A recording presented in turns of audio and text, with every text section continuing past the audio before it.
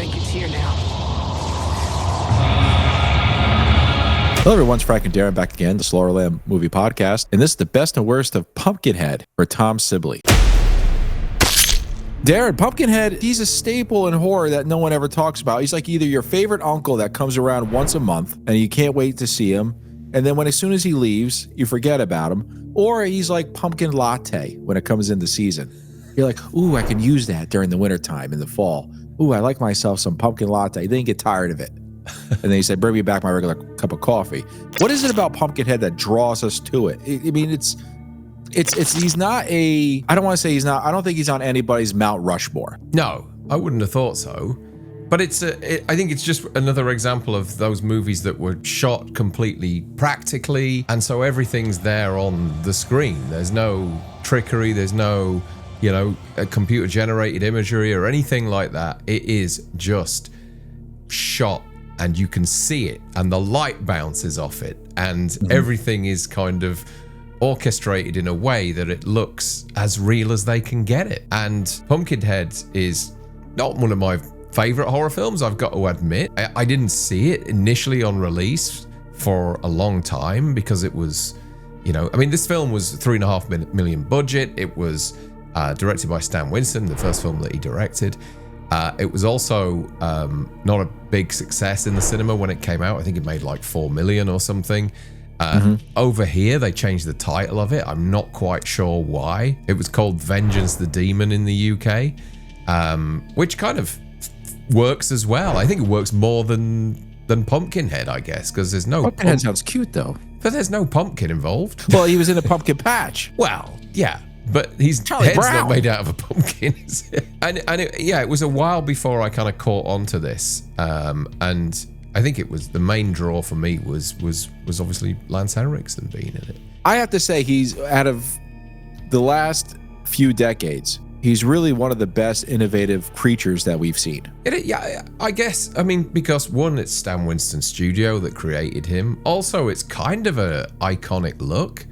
Yeah. It's kind of stood the test of time over the years. Even it's almost like, the Alien Queen in some ways. You look at it and you think, I don't think that thing looks too brittle to be powerful, but it is, and causes absolute carnage wherever it is and whatever it does.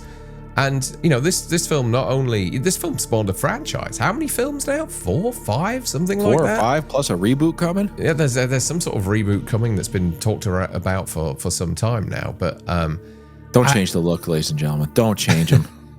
I do like the look of the monster. I really do. But it's something for me. The film as a whole doesn't quite hold together. I know what you mean. But we'll talk about that as we get into our choices. Yeah, because it's almost like the studio was like, don't show too much of him. Oh, he's a little bit, don't show that side. There's a little bubble there. You know what I mean? Because he's just like, they're almost proud of it, but it's like your ugly child. You love him, but you don't want the world to see him. Oh my God.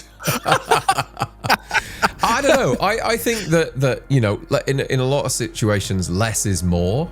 And I feel that with Pumpkinhead, and but for me, the finale is incredibly weak. Yes. Yes. But we'll get to that. We'll get to that. Let's start. Okay, well, let's start with our ugly children. Who is our best ugly child in this one? Your best character for Pumpkinhead. Best character is Lance Henriksen. Ed Harley. Yeah. We spend a bit of time with him to begin with. He's also in the start of the movie as a young child. We get to spend time with him and his son. Was he widowed? Is he a widowed father? Oh, I don't know. Maybe they did it. I Am Sam, where the mother just leaves him. Okay, I thought he was widowed. I think he is. Yeah, why would you leave Lance? Exactly. He's shredded in this film as well. Yeah. And then, but obviously he thinks the world of his son, and then this tragic accident happens. He ends up having to go, and he goes in order to kind of deal with what's happened. He goes to visit a witch. I think in the first instance to try and save his kid. Yes. But it's kind of apparent that she's not capable of doing that. But what she can do is use his life force and blood from his son to create this this demon that will, I guess, take revenge for him, which kind of gets out of hand, and he kind of, I guess, wishes it hadn't have happened. But yeah, his character, I think, is the strongest one in this, because his great pedigree in Lance Henriksen, and you really feel for him when what happens to his son happens, even if the accident isn't that convincing. This is true. Yeah, This is true. You know, you're right. It's like the wind knocked him down. Yeah. It's all a bit close up, and he just kind of falls on the floor, and we don't get any sort of physical sign of, there's not any kind of damage on him at all. He's just been hit and I guess killed instantly. I do agree with you. The best character is Ed Harley. It is Lance. However, though, seeing Lance cry is very awkward. Yeah. Just like, I don't know if he's smiling in joy or he's really upset. Well, you think he was glad his kid's dead? No, but I was just thinking, just the way his facial expressions for him crying. We never see Lance cry. No, he's quite stoic, isn't he, normally? Yeah. He's a buccaneer. He's just like tally ho. But he's the best of the bunch. Yeah. Oh, and God, if he's in any movie, there's never been a bad Lance movie. Every movie he's been in. If he's been in it, it was okay. I'll put it this way: he wasn't the worst character, and he's never is a worst character. Yeah. I'll he give you that. Draws attention. He's in a lot of bad movies, but he's not the worst thing in those movies by a country stretch. But I tell you who else is in this: Superman. Yes, Jeff East, and even he can't save this boy. No. But he does. He rocks a pretty good mullet. We'll give him that. And who else is in this, Darren? That we learned. Buck Flowers. Him too. Him too. And you know what? It's funny, ladies and gentlemen. Michael Myers is in this movie and dies by the hands of Pumpkinhead. He's the first victim, right? Yeah. And he can't speak. Dick Warlock is in Pumpkinhead. Phew. As long as this movie's been around. I didn't notice that at the start. I should have done, given that I've interviewed the guy. I should have known that. We just had to look back, and it is genuinely Dick Warlock doing that. Who's the first victim of Pumpkinhead in the flashback scene in, I think it's 1957 or something? Something like that. Yeah. We might have to do, just based upon Tom's recommendation for Pumpkinhead, our top 10 now with Dick Warlock moments, characters ever played. Okay, worst character, which I found there was a few, but who would you pick? I'll go with Joel. I think you would go with that, but I picked someone different. But yeah, why Joel? Yeah, Joel, because ultimately he's responsible for little Billy's death, and behaves like an absolute shit and a coward afterwards. Yep. Just kind of not owning it, not being responsible. There's a moment when he actually kind of kidnaps a few of the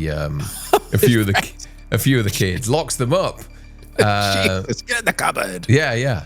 Well, he does though, doesn't he? Just kind of because they're all a bit going, hey, they're all losing it over what's happened. So he ends rightly up so, like locking them up. Yeah.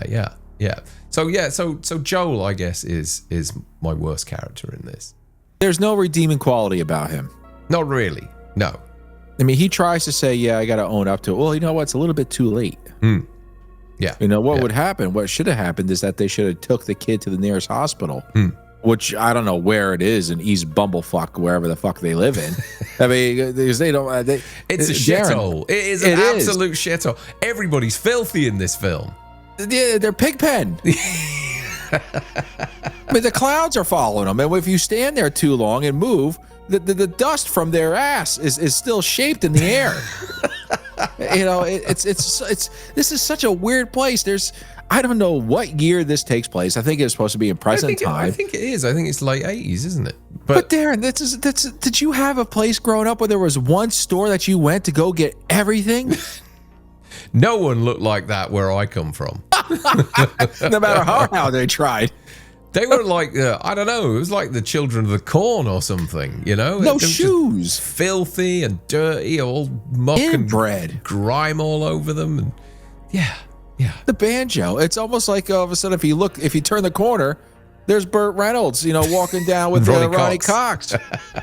Yeah, and Ned Beatty holding his underwear up. You were like, oh, we're still in the same spot. It was a bit sort of, and I kind of think now I'm starting to get wound up about this. I kind of think now that fuck Lance Henriksen, he shouldn't have brought his kid up around that area, for God's sake. He deserves everything he got. No, I'm only joking. It is a shithole. Okay. Yeah, so was that your worst character as well, Joel? No, actually, Okay. my worst character is Bunt Wallace. No, Bunt as a name. Now, again, a filthy kid. Just a filthy kid, no shoes, works for $20 to have Ed Harley. He shows Ed Harley where the witch is. And I think he's kind of a useless character. He's kind of you could just throw him away. I mean, everybody in town knows who Haggis is. So why would you need him to go follow him? Everybody is, when we meet him for the first time, when he has Are you talking about the guy now who shows him the way to the witch? Yes. Yeah. Yes. Okay. He's pointless. Yeah. He's pointless. Yeah. It just goes to show that the roads that they live in are not paved. Well, it kind of doesn't make sense because he says, you're coming with me. And he goes, I'm not going there. I'll go half the way. Well, what difference does that make? You're either in or you aren't. Yeah. You know what I mean? I gave you $20, which is more than you ever see ever in your life. Here, kid, have some shoes. Here, take my kids. He's not going to need them anymore. It's awful. And you know what? They live like hobbits. It's a shithole, I keep saying. I mean, if you have an outhouse in this place, ladies and gentlemen, you're wealthy. Because I think they just shit either in their bed or they just dig a hole outside with their hands. just hound dog it looks that way. It looks that way. They get some on their feet and everything. It's disgusting. Oh, could you imagine Christmas in that place? You guys get to share the string I found outside. Merry Christmas. Okay, your best line. It's when Ed Harley goes to meet the witch and she says, it's what you wanted. He says, no, not like this. Not like this. This is wrong. She says, there's nothing I can do. It's going to run its course. Or did you think it'd be easy, neat and painless? You're a fool. My line too. Was it really? Yeah, Okay. love it. Love it. And she gets a little kick out of saying it, doesn't she? Yeah. What did you think? It'd be easy, neat and clean and painless. You know, she's smiling. Yeah. She almost looks like Pumpkinhead herself. I don't know. It's a bit kind of old-fashioned, isn't it? The whole kind of yeah. I agree with you. But there, because there's the price is blood. It's not money or anything. But what, ladies and gentlemen, and you, Dare, what would it be if it was almost like a Kingpin, the movie Kingpin payment scene, where the payment was, let's say, male attention. Yeah. Do you think he got through with it? It'd be like, no, I'll just marry my boy. Come over here, get some, Ed Harley. Whoa. Listen, Haggis. I married the only girl that I wasn't related to, and I'm not about to go backwards. Oh, I think we would have stopped. Yeah, but that's also my best line is that, neat and clean and painless. You're a fool. Yeah. Okay, worst line. It's again the same scene when she goes in and he says, she says, who are you? And he goes, Ed Harley. And I'm like, all I've got in my head is the scene in the bar from Fletch Lives. Name's Ed. Ed Harley. Harley Davidson. Yeah, Ed Harley. And I'm like, this came after Did this come after Fletch Lives? Or was it like the same year? Same year, or maybe before.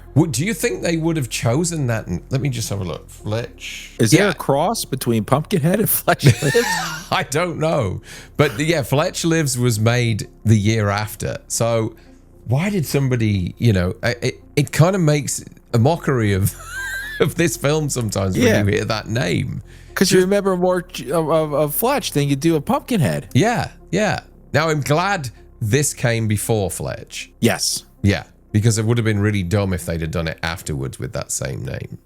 But yeah, it kind of took me out of it a few times because all I could think of was that scene in Fletch when he actually befriends the bikers in Fletch Lives, doesn't he? Yeah. Don't tell me it's a blue one. Ed Harley. So that is your worst line? It's the same scene? Yeah. Just her kept on going, Ed Harley, Ed Harley, Ed Harley, Ed Harley. Jesus. My worst line is coming from Joel. Okay. And it's when he shoots Pumpkinhead and goes, it's dead. The arrogant prick. The arrogance on this guy. And he thinks like he saved the day. He shoots him. It's dead. I'm glad he died. Yeah. I'm glad he died. I'm glad he's dead. But someone saying it's dead after he shoots something in the head, I hate that because it's arrogance. And maybe that's what his character is supposed to be like. Yeah. But again, it's just a shit character. Yeah. It's a shit character. Yeah. Best kill. I kind of like Maggie's kill. I agree with you. Yeah. When he's scratching the cross on her face and everything. She's the nicest of the bunch. Yeah, and everybody's panicking around there, and she just can't do anything. She's just kind of lost and just having her face gouged apart. Yeah. So I kind of liked that particular kill. I do too, because also Pumpkinhead picks her up and puts her in the window. Yes, he does. Yeah. Bashes her head on the hello. Just puts her up and down. But she's also going crazy. Yeah. She's absolutely nuts, and I still remember that line from Green Mile. And every time someone goes crazy, I remember one of the guards when Percy loses his mind and shoots Wild Bill. The guard, snaps his fingers in front of Percy and goes, "This guy's cheese fell off his cracker." That's what I always say now, because Maggie's cheese did fall off her cracker. She is completely whacked out. Well, it's almost like a cat would play with its prey for a while before finishing it, and that's what it feels like it's doing. Do you know what I mean? It's kind of humiliating her in front of her friends and everything. And she liked Billy. Yeah. Oh yeah. Yeah. I mean, it's sad too. I was thinking she was going to live, but hey, not in this one. No, not this one. No. Okay. Worst kill. Pumpkinhead himself. Really? Yeah. I was there like, this is going to come back at some point. Really? Come on. Let's see. Credits? Let's see what's going. Let's see what's happening. Nothing. It's after just the credits, maybe? Down after one shot, and that's it. I just wanted more from that kind of finale. I just think it's a very weak finale. Yeah. Given some of the moments that we've seen earlier on, the opening, that kind of pretty terrifying opening when the kid's watching that attack, and then what you see Lance go through in terms of losing his son, and also a bit in a moment that I'm going to talk about. But I just thought the ending was so lackluster. Yeah, I understand, and then Ed Harley becomes Pumpkinhead because it just whoever requested vengeance is the next person in the line of Pumpkinhead. Yeah. So Pumpkinhead just burns up, and then you shrink down to a little person. Yeah. How does that happen? I mean, Lance is 5'4" anyway. He's a little bit taller than Dave. But it's kind of a daft ending. They're all kind of daft. In all the series. But my worst kill is Billy. For somebody who is Billy still alive, the actor, before I say anything? Is the actor of Billy still alive? Let me just double check for you. One second. I don't want to say anything bad. Me and kids. It's the only film that he's done. I'm gonna safely assume he's alive. Yeah. Okay. Yeah. Not like Jaws of Revenge. What's her name? She is the original orphan from that movie, Orphan.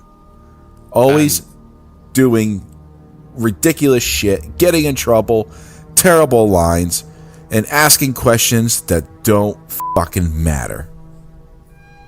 And sadly, she died before it was released. No, she didn't. Did she? Did. No. She pulled a Heather O'Rourke on us? I didn't want to tell you. No. Yeah. I feel like shit now. No. No. You know what? Tell you the truth. I'm being honest. It's not her. It's her character, right? Yeah. It's her character. I feel bad she passed away. Yeah. But her character sucked. As a parent, I don't know what that is. I couldn't go through that. So my apologies. But her character just stinks. Matthew Hurley the 8th The 8th. Yeah. Yeah. He's probably doing conventions along with people from deleted scenes in Halloween and things like that. Forgotten stars of horror movie convention? Yeah. He's got to be still alive. Well, I don't know. It's confusing. There's a few Matthew Hurleys born around the same time. And the Matthew Hurley from Pumpkinhead that's credited has only got one credit to his name. But if anybody knows if Billy from Pumpkinhead is still alive and probably doing conventions, he's probably on Sean Clark's list or something, then let us know, because it doesn't look like he's had much of a career after this. That's because he changed his name to Haley Joel Osment. Yeah, he does look a bit like that, doesn't he? Yeah. It's the Milky Bar kid. The kid from Stuart Little. Yeah, the one from Jonathan Lipnicki. Yeah, that's him. Yeah. Little vampire. Yeah, exactly. That's him. Exactly. He changed his name, but that's my worst kill because it's not a kill that I saw as something that would kill a child, but yet it's tragic in a way.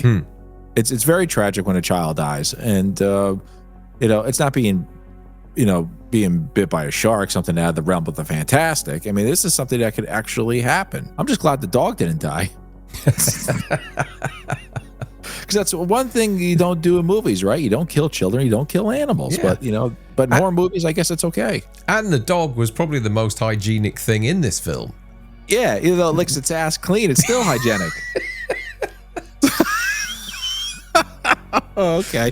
All right. Best moments for you. Best moment, I think, is the summoning of Pumpkinhead and what Ed kind of has to go through in order to, make it all happen with the digging up of the corpse. That scene where he digs up the corpse and then kind of collapses down the side of the tree and everything, I thought was a really cool moment. So yeah, that would be my favorite moment in the film. I have to admit, and I said earlier, I haven't seen it for a lot of years, and I got the 4K, and watching it again yesterday, I was just underwhelmed.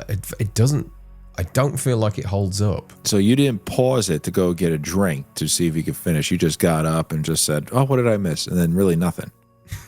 No, I never do that. I will always pause a movie if I get up to the toilet or, go for a drink or whatever. But for me, there's something about, I know people. You don't have the love. Well, yeah, I like it. I don't love it. And a lot of people really do love this film. I think they love the character, though. That's the thing. Yeah.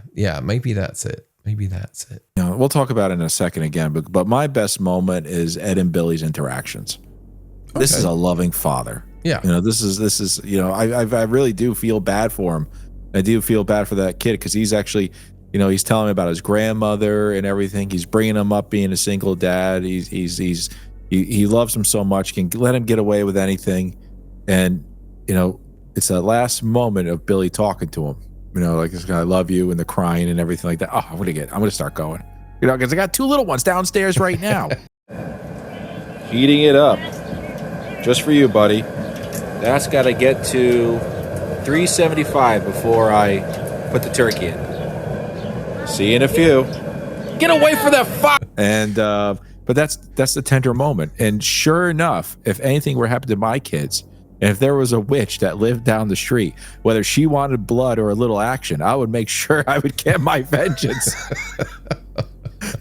I don't care if they're crying now or if he goes, I didn't want it to be like this. And I'm like, well, tough. I want it to be like this. Go out and kill those bastards. I'll turn to Pumpkinhead. Look, I'm halfway there, Darren. You put a stem on me. I'm there. That's why. Yeah, but I think we wanted more from Pumpkinhead. It's such an iconic, great-looking character. Yeah. But again, it's like you said, Henry Cavill's the right Superman in the wrong movies. Yeah. Pumpkinhead is the right character in the wrong setup. I don't know. I don't think it's very well executed. No, maybe I'm being unfair there. I guess I just think that the story structure flatlines at the end. It doesn't. Yeah. It doesn't. There's no real climax, which is what I wanted to see. I wanted to see this kind of epic battle. I wanted to see more of a kind of confrontation. It's like you said, it's an okay movie. I'm glad we're talking about it now because it is on a lot of people's lists for us to do a best and worst of. I'm glad Tom picked it. Yeah. It's an amazing character by an amazing a man, whether he's a director or an effects artist. He's a legend in the movie community in Hollywood, and it's just, it needs some oomph. Yeah. It just needs it. It's missing something. It really is. It which is because it sets off so well. It starts up so well, but for me, it just kind of flatlines towards the end. But Tom, I'm hope we did it justice for you. Pumpkinhead. We thank you for picking it. We were meaning to talk about it, and that's it. We're on to the next one. We are Land of the Dead, which Land of the Dead. Looking forward to. All right, everybody. We'll talk to you soon. As always, stick to the roads. And the best of luck. Bye. Bye-bye.